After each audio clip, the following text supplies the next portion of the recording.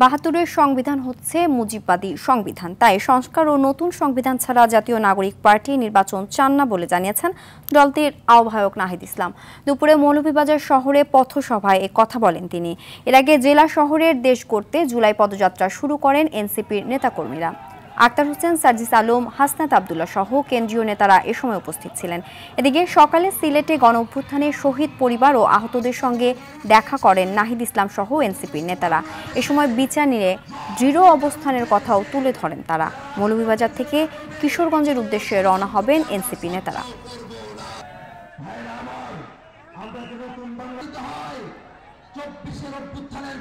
নানান শক্তি আবারও চেষ্টা করছে পুরনো সিস্টেমে এই দেশকে এগিয়ে নিয়ে যাবার। আমরা তখন বলেছি, জুলাই গণ অভ্যুত্থানে আমরা যখন রাজপথে নেমেছিলাম, আমাদের ভাইয়েরা শহীদ হয়েছে, আমাদের বোনেরা নির্যাতিত হয়েছে, আমরা এই বাংলাদেশকে আর পুরনো রূপে ফেরত দিতে দিব না। বিচার সংস্কার এবং নতুন সংবিধানের মাধ্যমে আমরা একটি নতুন বাংলাদেশের যাত্রা শুরু করতে চাই, কিন্তু বিচার সংস্কার ছাড়া নির্বাচন অর্থহীন হয়ে